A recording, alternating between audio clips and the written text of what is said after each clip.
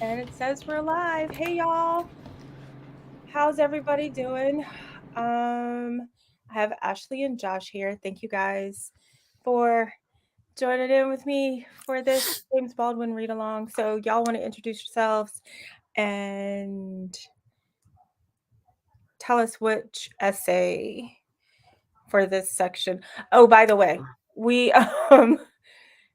read from what? The Fire Next Time. My what is it?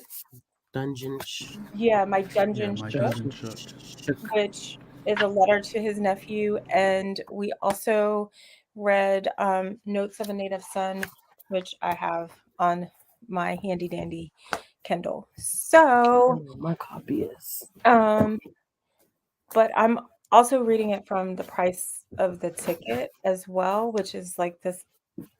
When we get started, I'll go get the price of the ticket. Um, it has most of the essays in there. Um, so yeah. Um, hello, Regina Renee. I haven't seen you in a while. And hello, Bree. How are y'all? So, whomever wants to go first. I can go first.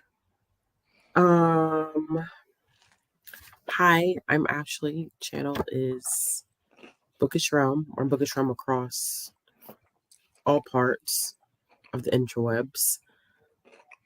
This is actually a very, very difficult question. Mm-hmm. But if I have to pick the one in which I actually connected to this one and read it twice. And that's Notes of a Native Son. Yeah. Yeah, that's the one it's very bleak. Um, but also I feel like there's this sense of hope at at the very end of it. But that's one that I don't know what it was, but that was the one that I think I connected to the most. Yeah. Oh, y'all, the box is in the background. Sorry. Oh, I didn't even notice. Hey Bree. You can see dishes in my background. Uh, hi, I'm Josh from Josh's Bookish Realm. Thank you What? so much for. Say that one more time. Josh's Bookish Realm. What the fuck did I say? I'm sorry. What did I say? What did I Josh's say? Bookish Oh, Realm. fuck me. I'm so sorry. I was just thinking before this how, my name is similar to Ashley's. Am I a ripoff? Okay, shit.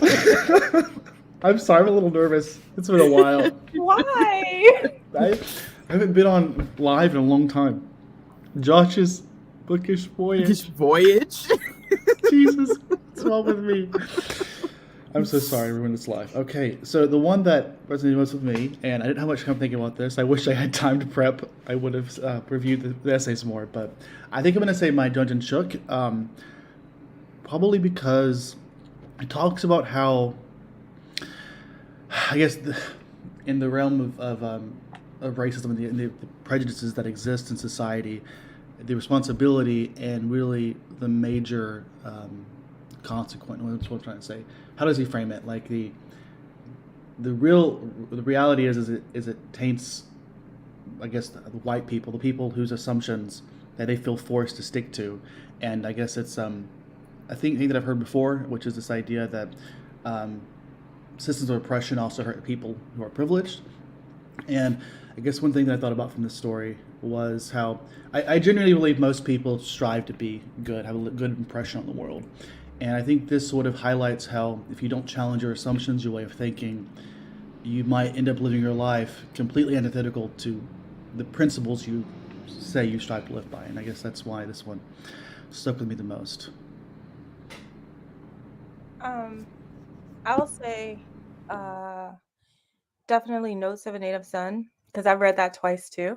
Mm-hmm. Um, I was listening to it and then I physically read it because I felt like even though I was listening to it, I was missing something and I wasn't missing anything. It was just that good and that relatable for me.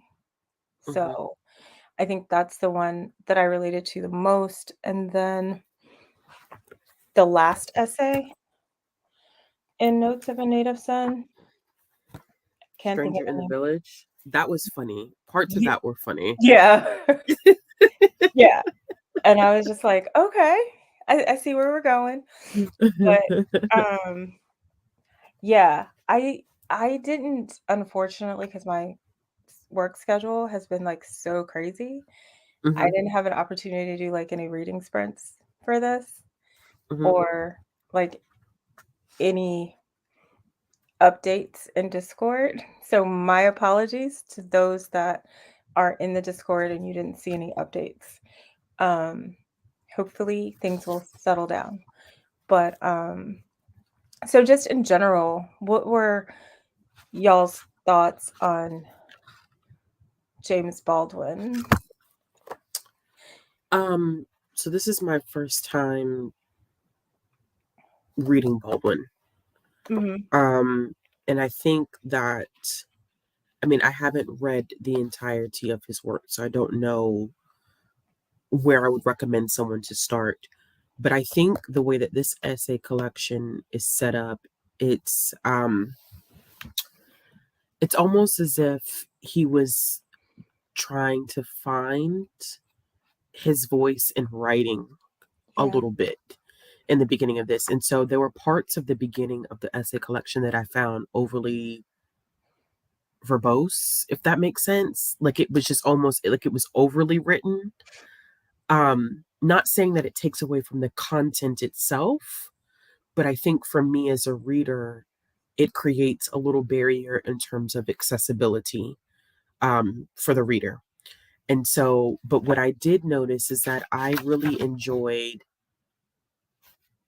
I think I started to really enjoy and get used to the writing by the time I got to the Harlem Ghetto. I will say when in part one, where it was more of his critiquing of like representation of Black people in media, um, I had to reread a lot of that to make sure that I was understanding exactly where he was coming from. But I felt kind of an ease of access once I got to the Harlem Ghetto all the way up into Stranger in the Village. In terms of um, the letter that he wrote to his nephew, um, that was just emotional for me. I think there's so much love um, and guidance in that. I think that one, if I say like the easiest thing to read and to kind of absorb, was that letter to his uncle. I mean, to his nephew. But I mean, for my first jump into Baldwin, um, I loved it. It was enjoyable. I'm glad that I said yes to this because I think I'm going to enjoy myself. Well, I'm glad you said yes to it as well. And when I was coming up with a schedule, I was trying to figure out because I haven't read all of James Baldwin either. We talked about that. And I was trying to figure out what would be like a good introduction. Hmm. And that's why I did like the first story in the fire, not the first story, but the letter in Hmm. The the fire fire next next time. time. And Notes of a Native Son, because Notes of a Native Son, I think is his first essay collection. Yeah. So I thought that those would be good good pairings to give people um, a tiptoe, a dip in the water, James Baldwin Hmm. waters, so to Hmm. speak, versus some of his other things that I have read that are very I don't want to say polarizing, but much more in depth. I'm talking about essays, not Hmm. his fiction. Um, but yeah, so thank you, Bree. I appreciate you forgiving me. I appreciate y'all's forgiveness. um, Hey, Adrian. Hello. And I feel like you told me your name, but I don't remember. Sorry. So what about you, Josh? So my background with James Baldwin. Let's see, where did I first read him? I want to say it might have been sometime in 2020. The first collection by him I read was I read like 3 or 4 of his works. It was his short story collection. What was it? Damn, I forget the name of it. Going to Meet the Man is what it was. Yeah, and I remember thinking to myself how that's not one of the works you hear a lot about, but I felt like it was a really good introduction to him because it showed his breadth of I guess of talent and all the things he could explore. And I think this does a similar thing. I personally think the short story collection did it more effectively. This one, I don't know what I was expecting. I mean, I think this really highlighted a lot of what would come from his work moving forward. Like his time in Paris reminded me a lot of the context around Giovanni's Room, and then his exploration of of class and just racism. I think was also heavily explored in is it God's Country, another country. So those are I think the three that I've read before this. I guess four now, and I think this gives a good preview of what to expect from his works. Um, this is the first set of nonfiction that I've read from him, and what do I guess I prefer the fiction. I like how it's woven into the fiction in a um, very deliberate way, and I guess that it's always enjoyable to be able to get that from a fictional tale. Um, I guess so. That's all I have to say. I was getting ready to say something.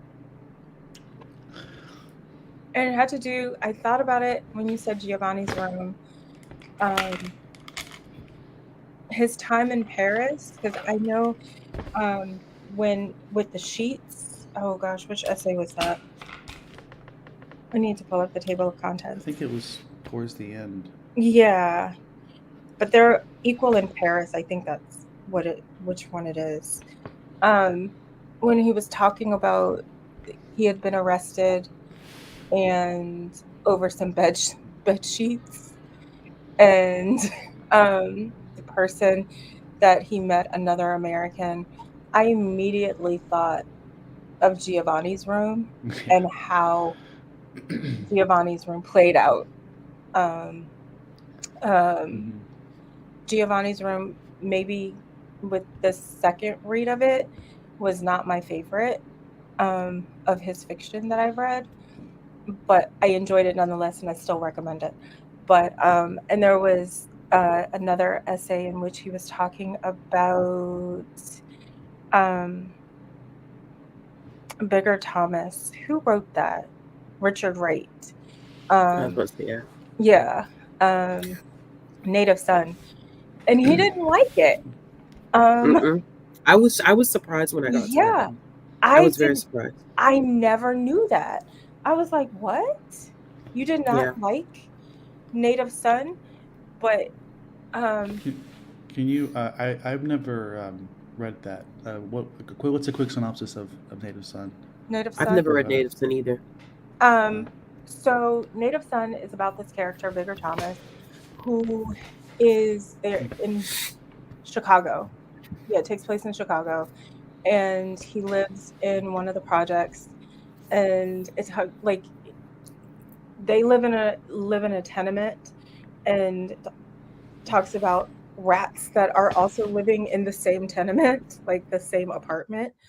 Um, but he is not really a chauffeur, but I think he's called a chauffeur to this wealthy white girl, and she doesn't understand the plight of Black people, but yet she's trying to be an ally to some degree. And um it ends up where they're on a rooftop. He gets violent, things happen, he kills her, and something else happens, and then there's a chase for him. So I forgot what kind of literature um, Baldwin called it. Um, I was fascinated because it made me want to read Native Son because I've never read it myself. But yeah. I was very interested in his analysis of how, like, basically by the main character holding himself, like, blaming himself for the events of what happened, Hmm. took the liability off of how racism will lead someone to have that anger. And I felt like that theme was very common throughout the entire essay collection, but in different ways. That people often think that dealing with the struggle of racism is what makes you, it makes you stronger, it makes you a better person. But Baldwin pushes back against that and is like, no, that's not the case. And that this anger, this need for violence, that you have to keep in check is a reality of having to move throughout a society that is designed, that thrives off of racism. And so by not allowing, not holding the white people accountable for that in that book, it's where it fails. And I was like, because I've heard nothing but great things about Native Son. And so to see him criticize it, Yeah. I was like, oh wow. Yeah, Baldwin criticized, and I'm looking for what he called um what he called that type of literature, and I can't find it. But he was done with um that type of literature anyway, Hmm. where Hmm. like we we tell you, or the writer is telling you the problem, but the reader hasn't figured it out. And it's like the writer is beating their head against a brick wall, and Hmm. no one is listening. Um, and this goes for both black and white, and that there's that common denominator where we can't get any further because we have the black elites. and Oh jeez. and then we have white people that Hmm. won't let us get Hmm. any further, even if we are part of the black elite. Yeah, Hmm. thank you, Regina Renee. Protest novel. Hmm. Protest novel. That's what it is. Where he dragged Miss Stowe for filth. Oh yeah. When I um, had texted you that night, I was yeah. like, why did you not tell me that he's finna drag this woman for filth? Um, I didn't realize that was going to be a trigger for you, Ashley. Well, because I think that, I think that I knew nothing. I knew nothing going into this. You know what Yeah. I'm saying? Yeah. The most exposure, I mean, not saying like I've never heard of James Baldwin, like that's a stretch. But Right. I think that the closest I'd gotten into exploring his thoughts is like maybe like, debates that I've seen him in on YouTube or watching the documentary I Am Not Your Negro, like stuff like that. It was my exposure. So digging into the actual text of it, I found myself laughing at certain Mhm. points where that's not what I was anticipating. And I was like, yo, but it's so much truth to it though. And it's through a lens that I think I myself had not considered. Not that, I'm thinking that Uncle Tom's Cabin is the revolutionary work that so many people have claimed it to be. But I think hearing him take it apart, Mhm. um, and the justifications that he's giving as to why he's criticizing it, and knowing also that he's made the statement that, he loves his country with all of his heart. Yeah. And so he's not coming from a hateful place. It's coming from a place of, I love this place, so I have a right to criticize it out of love. But you still, the way that he says certain things, I was like, yeah, she just getting dragged, and nobody, Mhm. nobody Yep. expected she got dragged for filth. But he was very polite in it. Yes, he was. It's kind Yeah. of like someone reads you and you're like, Uh-huh. am I getting read right now? Like you don't know that you're getting read for filth and you're just standing there in awe. That's what it felt like to me. Yeah, you're right. Hmm. Did you have something, Josh? I thought you were priming to say No, something. no, I was just smiling along with what you were Oh, saying. okay. I mean, as far as that story goes, I remember I um, Angela Davis talks about it too in her set of essays collection, Women Race and Class. Um, so it was, and this is also one I read in high school. I don't remember a lot about it, but I think this one stood out more than the other two, just because I had the context of the story to link it to in my memory. The other two, I remember the conversations y'all were talking about. I don't remember which story they applied to in my mind. Okay. So, But I read Uncle Tom's Cabin in college as part of my literature degree. mhm. I was not impressed, and I could have done without reading it. So, yeah. if it's on anybody's reading list, you can deprioritize. I've contemplated rereading it simply because of the critiques I've now heard. It's like part of me wants to compare it, having reread Me it, too, Josh. but I don't know if it's worth it. I mean, I read it in high school because I wanted to. I wanted an audiobook, and it was on LibriVox when I couldn't afford real audiobooks. So Okay. I went for classics, and I don't know. I don't remember much about it, but at the time I thought I liked it. But I was also high school or in But the deep south. I can see all of that. Like in high school liking it, and by you being from the South, I can see why you would like it. Um just in case you don't know, um Harriet Beecher Stowe wrote Uncle Tom's Cabin after she lost her son to tuberculosis or something, typhus, Mhm. something. And she was like, "Oh, now I know how slave women feel when their children are taken away from them." Child.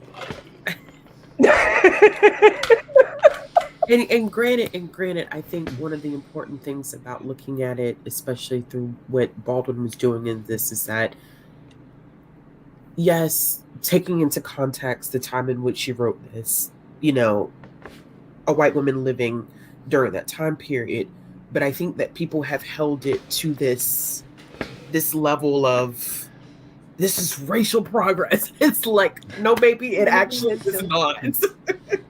No. Mm-mm. It's he even and I think this was later in the same essay because that's the first essay of Hmm. the collection. Um what's it called? Um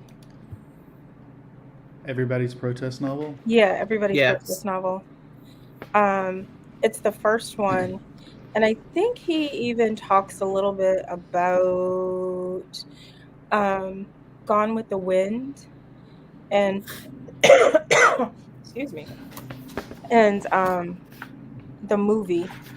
There's this movie that what's her name absolutely loved. Margaret Mitchell. Birth of a Nation. Hmm. I think it's in the same one. If not, it's in part one for sure. Um, so we've jumped around. Do y'all Hmm. want to talk about any specific um, essay or any themes? Because there are themes. Um, I think one of the themes that going back to the letter that he wrote to his nephew, and then just connecting that what I saw in Notes of a Native Son, and even a little bit too in Everybody's Protest Novel, this theme of people accepting, um, or shall I say, like unconsciously accepting and believing um, how they're perceived to be Hmm. through the lens of racism and internalizing that. Um, and I know like he had said that like about his father, Yeah. kind of telling his nephew not to do the same thing. And I think it goes back to that whole concept of what he was talking about is how Black and white people are more intertwined than what we give ourselves credit for. We like Right. to see ourselves as two separate entities, but when you throw in that idea of Black people internalizing racist perspectives about themselves, we're absolutely more connected than what we Mhm. think we are. So that was definitely one of the themes that I kind of saw time and time again is like that. And I think for me, just reading this and knowing like how we talk about a lot of times that Black people have to go and having to go through like self actualization of being comfortable in their Blackness, I think that resonated to me a lot. Where, you know, you do like small things like code switching, for example. Yeah. I think that's a huge, like, that's one thing that kind of just stood out to me that I know that I still do to this day because it's been internalized, or I have internalized the idea that, you know, speaking an AAVE is not socially acceptable. It's, it makes me less intelligent. And so internalizing that from someone else from a very racist lens, um, it's really impacted me through my like it still impacts me today. So just seeing that, and I think I got really like emotional a little bit, which I was not expecting when he was saying like his father didn't even realize like that he was a beautiful Black man. Yeah, that's That um, hurt my feelings so much. Like I was yeah. like, how many people actually don't realize their own beauty because they've internalized and they begin to replicate this racist ideology that they're exposed to their entire life. Yeah, he does. He mentions that, and I was looking at my Dungeon Shook, and it, you were born where you were born and face the future that you face because you were Black and for no other Mhm. reason. And um, I thought about that and his father had mental illness, and Mhm. which was undiagnosed, unchecked, but then would it have been, you know? So, and then by him being a Black man in Harlem, would would he have gotten the same treatment that a white counterpart would have gotten? I And don't we all think know so. the answer to that Yeah. because it's in No. 2023. We're Still the still same thing. we're still on the struggle bus with that. Yeah. So I also found how what you were talking about his father not knowing that he was a beautiful Black man, and that we still see today Mhm. what is considered, ideal beauty. And we've come a long way, but we really haven't come as far as we like to think we have, because Mhm. we are now starting to see BIPOC folks in those roles, but they still are rather lighter. Yes, that Carmen. That's when he Yeah, was talking about Carmen. Carmen. Yeah, I was not you see, I've never seen Carmen. neither have I.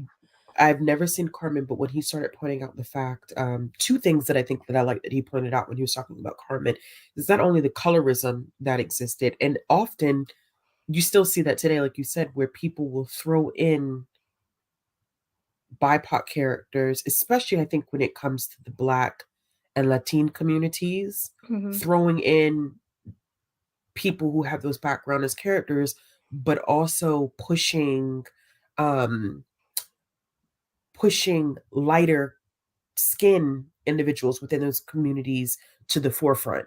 And those who are darker complexions are the ones, like he was talking about in Carmen, play those roles that um, are definitely more on the negative end. But I also like Mhm. how he talked about fear of sexuality Mm. with a Black man and how they couldn't handle that. And so there is Who played the character? I see his face. Come on, y'all. Was it Sidney Poitier? Are you talking about in Carmen? Yes. Was it? Yes, Sidney. Was it? No, Harry Belafonte. Hey, thank you. I was about to say who was it? But like how, they checked his sexuality because it's fear Mm, of black men's sexuality. And so that was like, it's amazing when he wrote these essays that you still see this crap in 2023. It's mind-boggling to read an essay, from someone, so I mean, not super long ago, but you would think that, okay, maybe would have made some progress. It's not to say that some progress hasn't been made, but we still are having these conversations about, especially in media, colorism playing out in mm-hmm. media. Yep, and it's a big thing. We haven't gotten that far away from it, Mm-hmm. and there are so many so many points that he was making in this essay collection, and I kept making notes.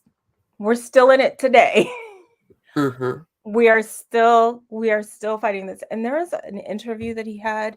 He was like, how long do I have to wait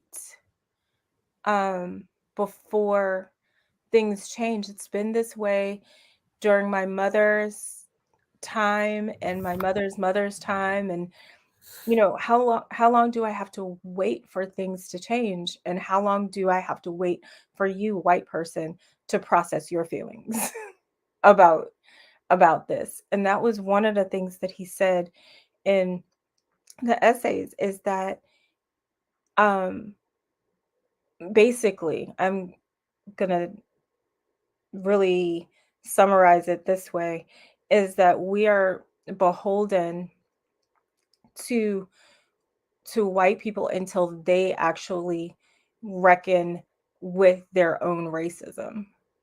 And until that happens, we will have no progress. So, and it can't be just one person, one white person here, one white person there. It has to be a collective. And we see it just happened in Tennessee. Yeah. So Yeah. we see it today, and with our politicians, and I'm not just saying, well, I just said Tennessee, but Tennessee, Florida, Texas, name a state. Mm-hmm. So this was 84 was a preface to this that he Yeah. had written. Yeah. 84. Yeah. And yeah, he said he would be 84. 60 years old or thereabouts. He wrote this essay collection in his 30s. I think he was about 30 exactly. Yeah. Um, on that note about, I guess, having to wait, I think one of the things, overarching themes or ideas, feelings that I had of this collection was, I guess, just the way it can require it from someone from the outside, who doesn't have to deal with the same type of constant type of aggressions, both direct and micro or indirect. It's hard. It makes it easier. Let me phrase that. It's easier to empathize with, I guess, how someone would respond in that situation. I'm thinking specifically about how, I think he was in the jail cell or something like that, where he wanted to get violent with this woman who was supposedly being nice to him. And I was a little taken aback, but not entirely surprised, that because he didn't seem like the kind of person to be violent, but he was in a situation where he just a constant barrage of situations where all he wanted to do was be violent. And it's so easy from the outside to criticize people for acting a certain way, as if you wouldn't act that way or worse if you were put in the same position that he was. Mm-hmm. Are you talking about where he was with a friend, and Mm-hmm. they had gone to a restaurant, and they said that they don't serve? Serve black Yeah, that's people. it. Yeah. Yeah. Okay. Yeah. Yeah. Yeah. Okay. Yeah, because he left. He was angry and went to another restaurant and just sat down. Oh, he got tunnel vision. His Yeah, anger was so bad, he got that tunnel yeah, vision. yeah. Hmm. I think I loved that section because I don't think people understand how difficult it is sometimes. Because even today, I'm going to use this as an example, y'all. We we took my daughter to an Easter egg hunt today. We were the only Black family there, and the tension and just the disregard and the kind of passive aggressive behavior that goes unchecked, and you have to keep yourself in check in order to not retaliate. It is a Mhm. constant struggle, and it literally is just a physical burden to a certain extent, having to not retaliate, not let your anger loose, not like what he did. Like he just literally, it was just like he snapped. Yep. Um, and it is exhausting having to do that. Like, and it was that's why I said my mom was trying to talk to me. I said, I'm in the middle of reading James Baldwin right now. I can't talk to you about this. Like I said, because the amount of anger, it was amazing to be going through this because it was parts of it today that I just went through when I was rereading.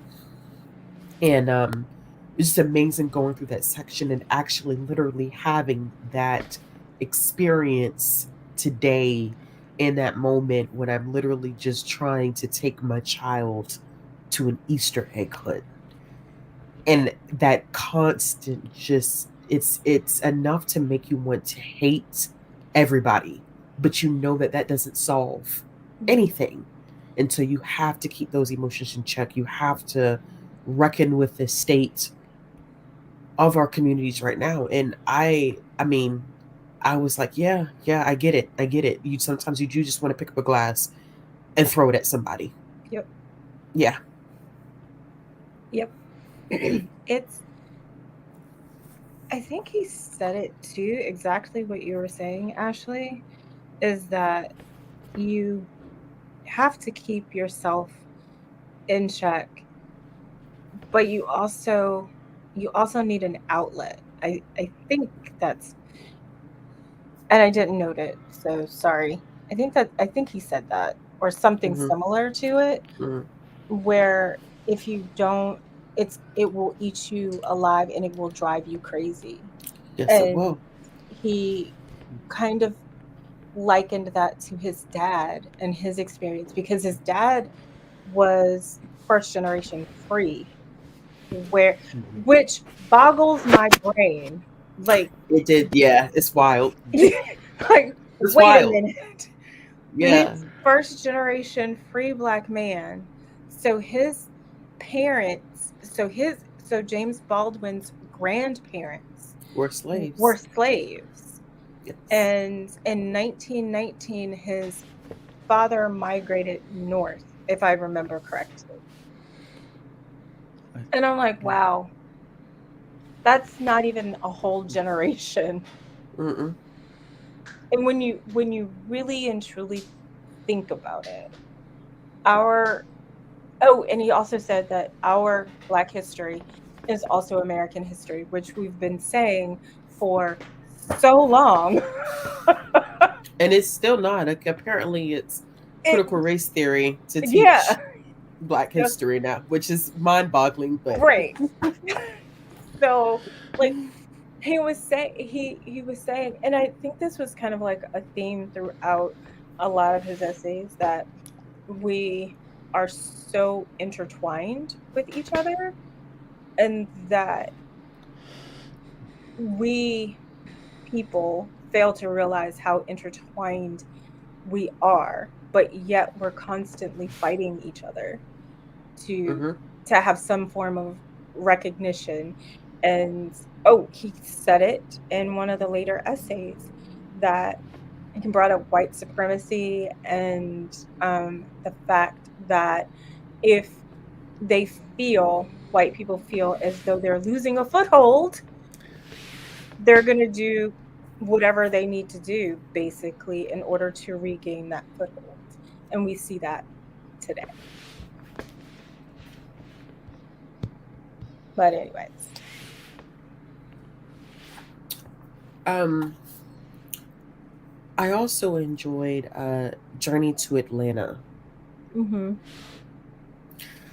Um, I th- I think I enjoyed it because it shows um, the issues with politics as it applies to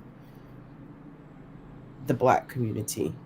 Mhm. Um, and some of that you still see today. Yeah, Yeah, yeah. there's there's this part, and let's see if I can find it because I highlighted it, um, where he says that, um, the Negro or the Black vote is bought and paid for or something like that, Absolutely. um, and I was like, "Huh, I never thought about it that way," but then I thought about our last presidential election where Biden was like, "If it weren't for the Black community, he would not have been elected." And I'm like, "Huh, you're right." So it's a thing that, and we as Black people say it all the time, you can't trust politicians because they don't mean you any good. All they want is your vote, and then once they get your vote, once they get in office, then, you know, they don't have anything to do with you. It was this section. It's at the very beginning where he states, "Our people have functioned in this country for nearly a century as political weapons, the Yeah. trump card up the enemy's sleeve. Anything promised Negroes at election time is also a threat leveled at the opposition. In the struggle for mastery, the Negro is the pawn. It is inescapable that this is only possible because of his position in this country, and it has frequently seemed at least equally apparent that this is a position which no one, least of all the politician, seriously intended to change." I Yeah. said, well, damn. I have that highlighted. I said, because I Yep. listen, when I got to that part, I said, sir, you are preaching. So, since you said that, if you didn't know, James Baldwin was a youth preacher. Just, Yes. And um it shows in some yeah, of this. Yes, it it it does. shows. Um, so I don't know. I mean, there's so much, and I just saw somewhere where Notes of a Native Son has been banned in some school districts. And I'm like, Not surprised. yeah, I'm not surprised. I am not either. But it's Mm-mm. just, It's disgusting, it but is. not surprising. This is, I mean, what he's talking about in these essays, I'll say it again, is still going on in 2023. And I love that he points out that it's not just because it's the Progressive Party that he's talking about in this. Mhm. I think a lot of people often think in terms of now when we look at political parties now in 2023, within conservative and liberal, that sometimes it's neither side Yeah, he that said that. has your best interests at hand. And it's the ones that want to make it appear as though they have your best interests at hand Mhm. that can be the worst. And he used that through the example of the group that actually went to Atlanta and had to deal with Miss Price, Yeah. who was a complete bitch. Yeah. She was horrible, And but it also wasn't surprising. no. And the fact that they were misled to come Yes, there, and they thought that they were gonna be singing and earning some money where they were going and knocking on doors, canvassing. canvassing, and how calculating it was because they sent a Black kid and a white kid out to Black neighborhoods To make them to look united. I said, this is like literally when I was reading, I was like, this is so twisted, Yeah. but it's so accurate of what is even happening today. Yes. Yeah, yeah. It's it's crazy. It's crazy. like the preface was written in 1984, I think it was. 84. And so you're talking, he's like 60 or would be 60, so 30 years. So he wrote this in 1950 something. Come on. 19 and I was a liberal arts major, so I don't do math I without think a it's nearly calculator. 70 years. Is that Yeah. right? Yeah, just shy of 70. So I mean, we're coming up on 70 years, 70 plus years, and we're still talking about this. Like when, like James Baldwin said, when are we going to stop? Like when are we going to find ourselves and stop this? But it's kind of worrisome because you think about it when he talks about the fact that it has to be a collective effort. And Mhm. until the collective gets on board, there's really nothing that is going to change as a whole.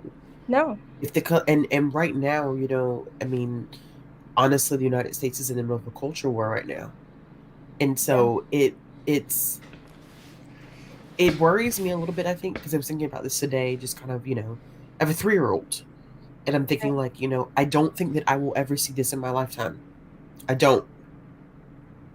I don't. Just the direction that we're headed in right now, I just don't feel like I will see it in my lifetime, and I'm just hoping that maybe my child will see it in her lifetime. It's just, it's scary to know the mathematical difference between when this was written and now, and things have changed, but then again, at the same time, it feels like not really. That we could feel such a strong connection to something that he wrote in the 50s, Mhm. and it's 2023. Yep.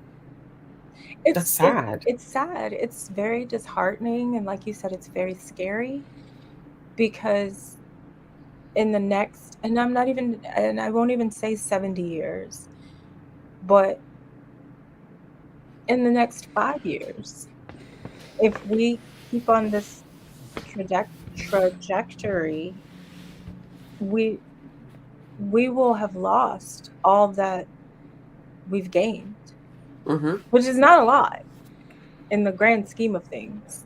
Mm-hmm. But we will have lost all of that.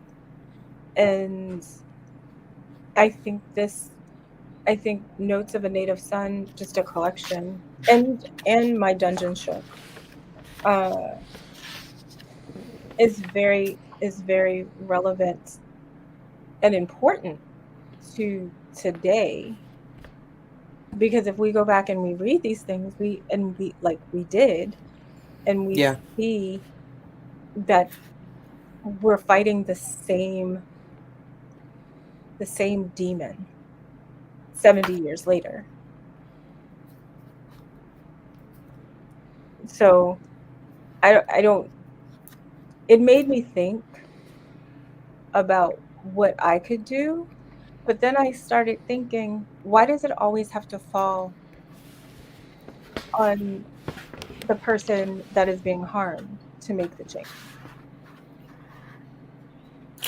And it's not going to make a difference if I think that goes back to his whole statement about how intertwined we are to each other. Mhm. It doesn't matter if we, let's say, as a Black community, do X, Y, and Z, unless both parties are doing the effective change because we're so intertwined.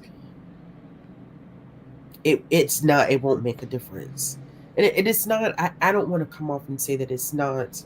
I think what Baldwin was doing is very much so based in reality and not being negative or trying to look at the world with, glass half empty, but he's being realistic. Mhm. Um, and I kind of look at it in terms, even our own community here, like the book community. Think about it. We talk about this all the time. Like Yeah. 2020, booktube community was up in arms. Oh my gosh, I can't believe da da da da da.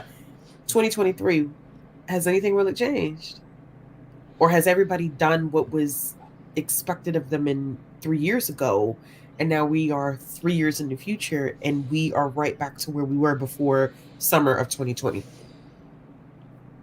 I mean, it's easy to backslide when you have never done it. Yeah.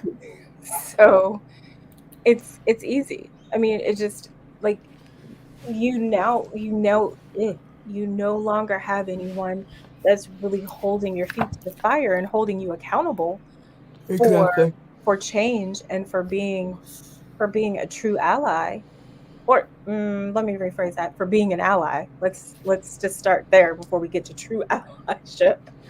Um, because you know there's so much work that has to be put in, and you can't just say, "Oh, I'm going to read these books," and then that's all you do. That's great.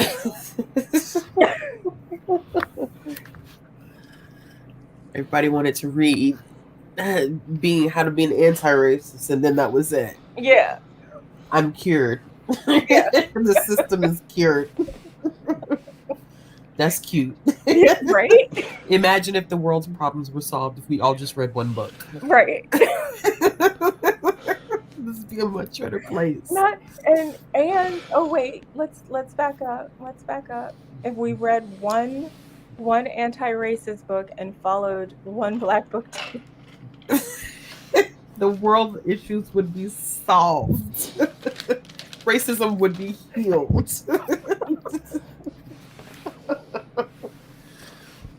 Follow one black booktuber, have one black friend. It'd Yep. be fine. It'd be fine. You're done. You're done.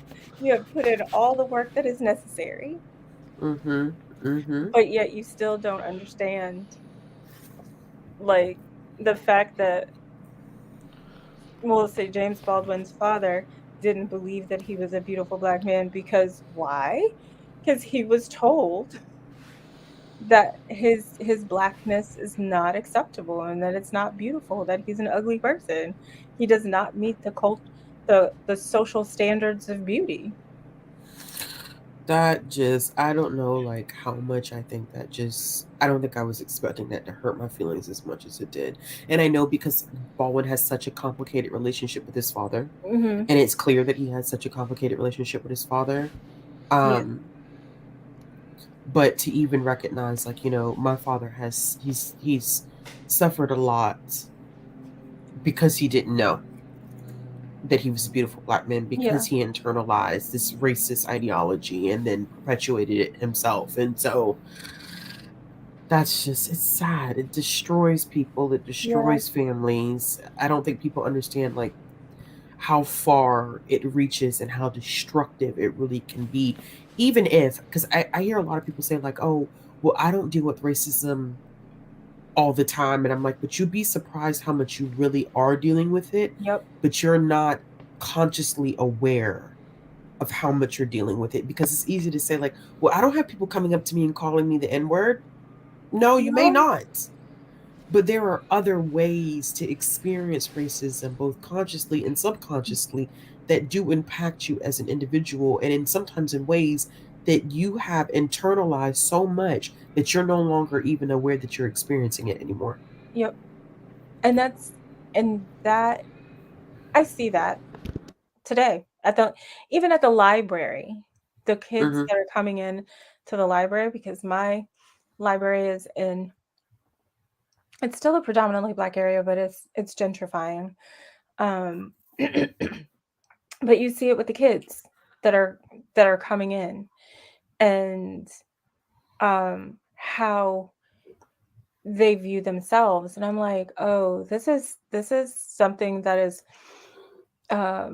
systemic, Mm-hmm. and it's I try to say, no, don't think of yourself that way, think of yourself this way, but at the same time, I am not their caregiver. Mm-hmm. So I can't I can't parent them because I am not.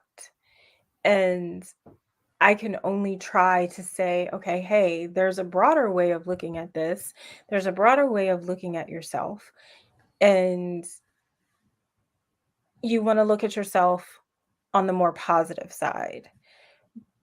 But what we see, and even in Notes of a Native Son with his father, we see that generational trauma. Mm-hmm. And we know his father was born a free man, his grandparents were slaves. So it starts right there from that plantation. Yeah. And um, even though they were freed, they still had that beaten in, literally and figuratively speaking, beaten into them that they were subhuman Mm-hmm. and weren't worth um, the time of day, for lack of a better analogy. And you could see that even though his father was trying, but he didn't know how because he was never shown. Mm-hmm. Yeah. So and then brings it back to his letter to his nephew, which His is like, nephew. Yeah. yeah, just because people view you this way does not mean that this is you. So you can't internalize how people view you. Trying to save him from that, Yeah. I think just trying to pour that love, which I think is just something that, if there's one way to combat what is currently going on, is pouring love. Um, Specifically speaking about like one black person to another black person, is pouring that love into each other so that we are reminded not to internalize um, how people may be perceiving us, and how dangerous it can be to internalize those perceptions. And I think too, that's why, like, I think those two, I still think Notes made me more emotional, but I Mhm. think I appreciated and resonated with the letter to his nephew, because I, as the parent to a black child, would want to pour that same message into my daughter. Right. People may perceive you this way, but that doesn't mean that's who you are. And you're Right. not to internalize that and let that define, how you view yourself and how you move through society. So this was just a damn good reading experience. Okay. And not only how you perceive yourself, but how you perceive others and how you treat Yes. others, Yes. because that's Yes. important. We know that's important. And we are we're constantly telling people treat others as they treat you. But Yeah. is that the right thing? Because we never know what's going on with someone, and the way that they treat you may be systemic from something else. Hmm. But that's a story for another day as well. Um, so, hey, Courtney, I'm glad you joined. Yeah, definitely read um, Baldwin. So, we're talking about Notes of a Native Son and my dungeon shook right now. So, if you're not in the Discord, join the Discord. I'll put that in the description box. But, anyways, PSA. So What you got, I Josh? think that I think there was a point where he talked about how he was done trying to present himself in a way that others wanted him to present himself. I think I'm not sure where that was, but I guess so. I think it sort of fits in the conversation y'all are having, which is not just in how y'all are judging yourself, um, how based off how others are perceiving you, but rather how someone like myself judges someone else based off of whether or not they are acting in a way that I think is appropriate, whether I've been conditioned to think is Mhm. the appropriate way to act. Yeah. It requires the other person to reconceive the notion of what is, I guess, cordial in a regular conversation. Yeah, he did talk about that, and I don't remember which essay that was, but he did talk about how people, I want to say it's a question of identity. I want to say it's in that one. Um, Phew, excuse me. Bless you. Thank you. Common experience. The moment one. Um, Ooh. huh. I was just thinking about Black meets Brown. Mm-hmm. Um, just thinking about that one in the relationship that Black Americans, like when he was talking about like Black Americans and Africans that were living in Oh yeah, Paris and yeah, how that interaction, because I think people often don't understand too, like that relationship, how awkward that relationship can be sometimes. Like yeah. this transaction of guilt on both sides and how it makes it extremely awkward sometimes to engage with each other because, you, a Black American, can feel this sense of guilt um, because of their experience in the Western world. Mm-hmm. And then how someone from the continent of Africa could feel this guilt of having essentially not escaped slave trade. Yeah. Um, and so that even though, because I don't know why people in 2023 seem to think that there's even going to be a perfect relationship there. There can't be a perfect relationship there because of that, I think, unspoken awkwardness that will exist sometimes.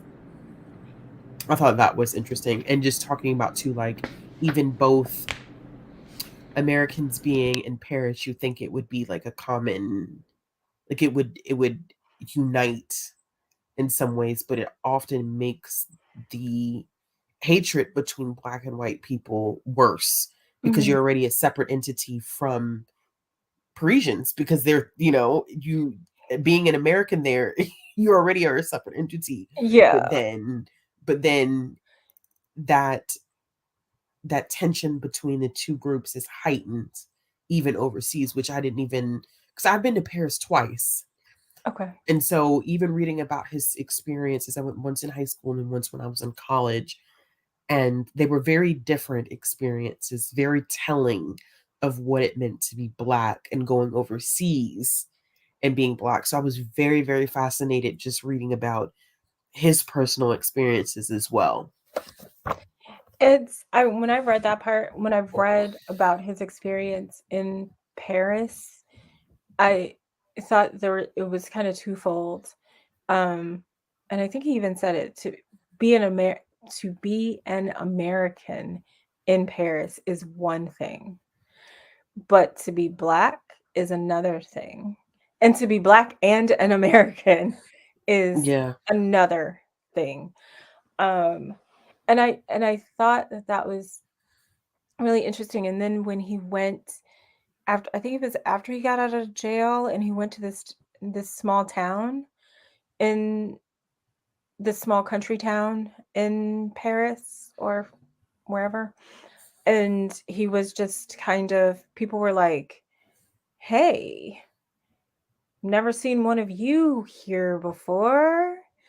And then it was like he was a novelty, kind of. I really don't want to say novelty, but he was something to be looked at and wondered, not necessarily afraid of, but there were people that were afraid of him because he was a Black man from America.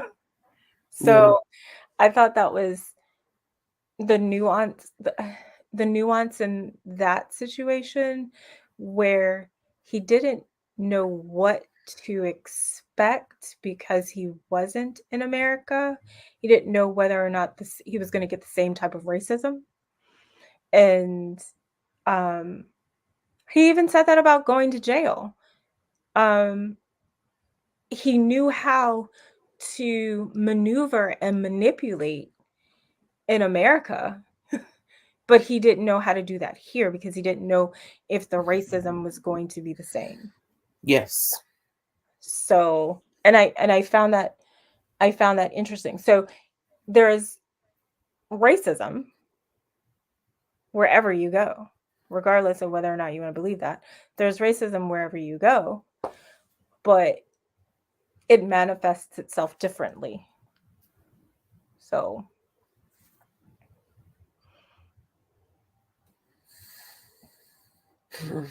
so what else? I'm trying to pull up my notes and see what I have. Josh, you've been quiet. Oh no, go ahead. Whoever was gonna go.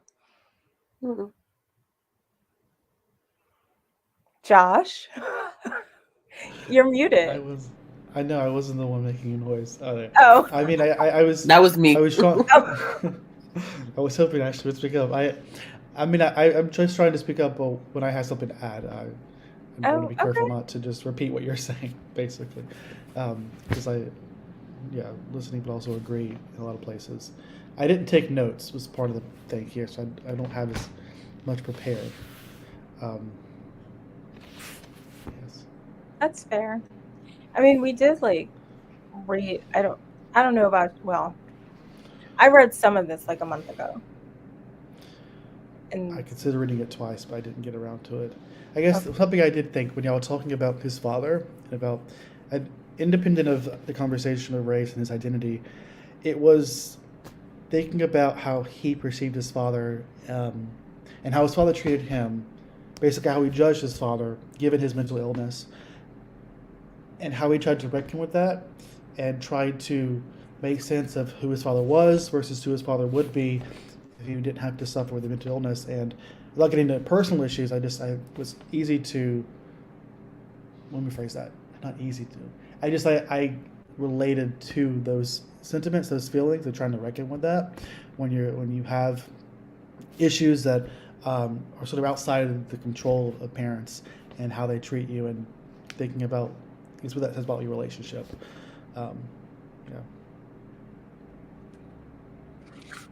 Yeah. I'm sorry. There, like Ashley mentioned, their relationship between Baldwin's father and him was very complicated. And I was thinking about his relationships with other people, in which he didn't really mention too many other people that he had relationships with, other than like the one or two Americans in Paris. And that was it. He lived pretty much a solitary life, which I thought that was kind of interesting. So,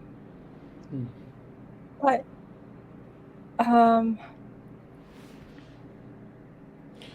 who had a ton? What, Bree? Who had a ton of side pieces?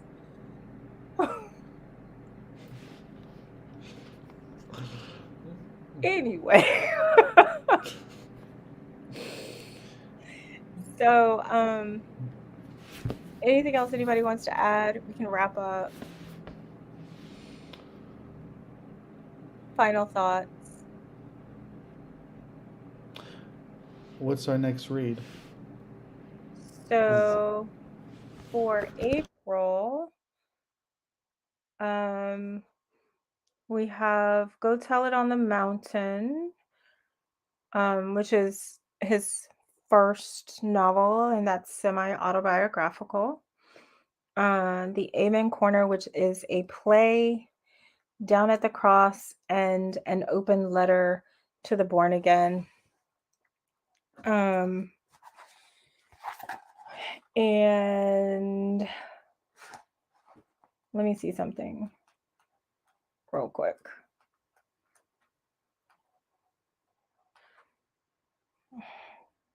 Yeah, so Down at the Cross is the second essay in The Fire Next Time. So that's what's on the agenda for April. It seems like a lot, but it really isn't. Yeah. And of course, if you are participating, you can dip in and out as you like. If you don't have all of the works, then that's okay.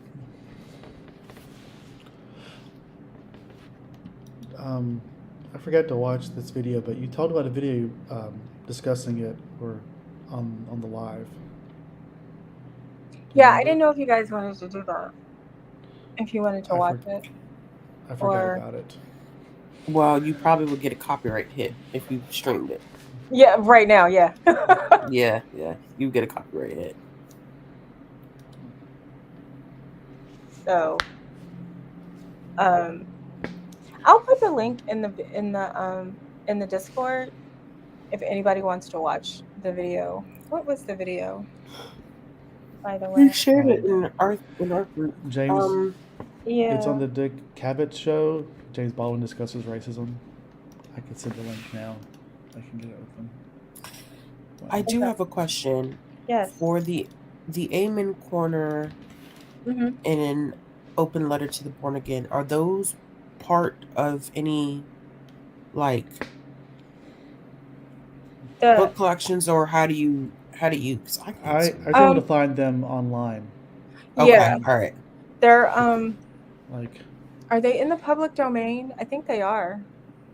all the ones Okay. that aren't in the collection, I found them in public domain. Yeah. Public domain. I'm Okay, not cool. entirely sure about the play. That one you might have to be purchased, but the smaller essays, they're definitely posted online. I think the Amen Corner is also in the public domain. Let's see. We could create like a shared space for that public domain stuff if you wanted to, or I could create one.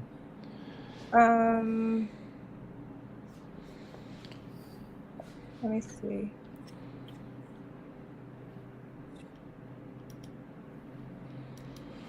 Yeah, I think I was able to find it all. Yeah, and that's one of the I didn't like do all of that, but that's actually a good idea, Josh. Thank you. So, Josh. Did you need something? Yeah.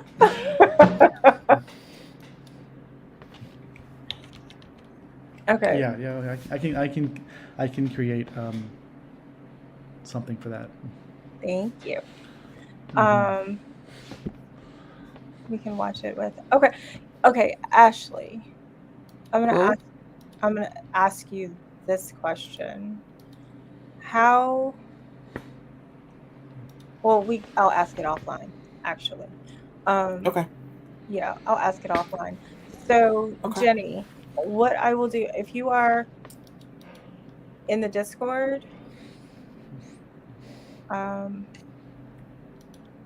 gonna try something with the video. Probably not tonight. But I will let y'all know. It'll be my fake Patreon. So, anyways, any final thoughts? This has been great so far. Yeah, I've enjoyed it. I'm looking forward to getting into more of him. And I've read 3 of his novels, I think, already. So a reread would be good, because I read Go Tell It on the Mountain when I was in college. So, and that's been like a lifetime ago, it feels like. I've had some experiences since then. So, all right. Well, if we have nothing else to add, I'm glad you guys are enjoying it, and Yes. I will figure out what to do with the video. Did you drop the link of the video? I did Josh? in the active chat. I don't know if it actually posted or got like spam filtered. Oh, okay. Because I don't see it. I don't see it. I did post it though. Okay. I can't even find our chat. I can't paste it in our chat because I have it open on my other computer. So, I mean, Okay. if you want it in Instagram, I can do that, but it's already there. What's this? Comments. So, anyways, it's called. I'll just put the name of the video, and you guys can look it up.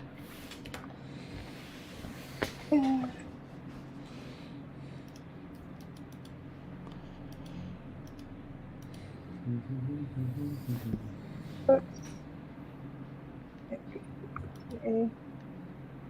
BETT show. Okay, so it's in there. You can find it on YouTube. I will ask Ashley the question I'm going to ask her offline, and then I will come back at another time with some more information. I know that sounds really cryptic, but It sounds cryptic for me. But I need to just pick your brain because you've done it. Yeah, we will figure something out how to watch the Dick Cavett show interview and talk about it. So, having said that, thank you guys for joining us for this first one, and I will see you hopefully in the Discord and in our next live. So, for those that celebrate Easter, have a good Easter. So, yeah. What are you doing today, Josh? I'm gonna have my second breakfast, and then I'm gonna play some video games, listen to some audiobooks, and maybe I'll go for a bike ride. We'll see how lazy I'm being. Okay.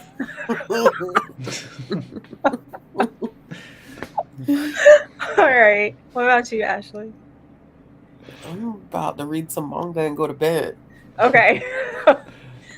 And I'm going to eat another bowl of cereal and go to bed. All right. So have a good night, everybody. Thank you for joining. Bye.